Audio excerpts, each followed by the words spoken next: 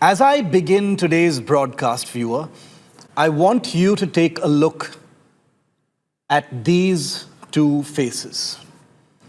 Look at them for a moment longer, viewer, because you probably won't remember them beyond this show. In fact, I'm pretty sure you won't remember them beyond this show. Their names are Anish Avadhya and Ashwini Koshta. Both are 24 years old, both software engineers, living the good life, living it up as youngsters in Pune, just out of college, just into a working environment, both software engineers and both living it up, partying and enjoying life.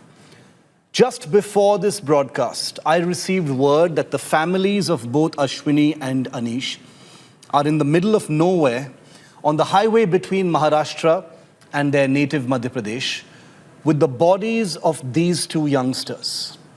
They've stopped because the ice blocks preserving the bodies of these two have completely melted in this merciless heat wave, and they need more ice to be able to take the bodies of Ashwini and Anish, their children, back for their last rites in a dignified condition. Dignified. What a word to use for the mangled, broken bodies of two young people. Both Anish and Ashwini lost their lives in a horrifying flash early on Sunday morning in Pune at 3 a.m. as they made their way back from a nightclub. Their motorcycle was struck at terrifyingly high speed by a Porsche Taycan sports car being driven at a dangerously high speed by an underage driver, a 17-year-old. A boy whose father owns a large real estate firm and is only the latest in a familiar cycle of terrifying negligence and lack of respect for the law and for life among India's influential and affluent.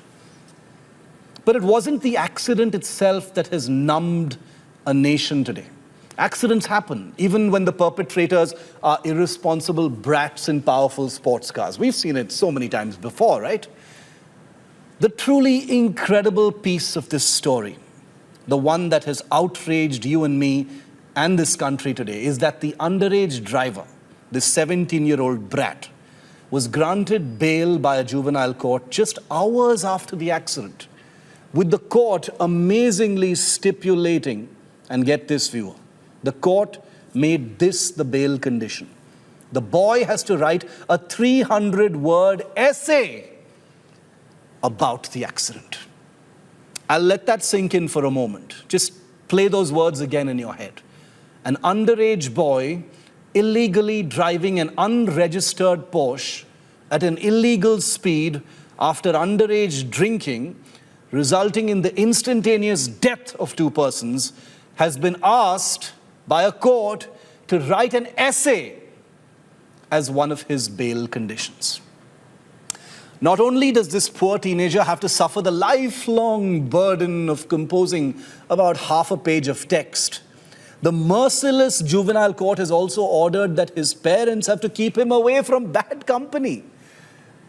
If all this wasn't harsh enough on this young lad, the court has also said that the boy must undergo mandatory counseling. How terrible! And that his parents must ensure he doesn't repeat such behavior.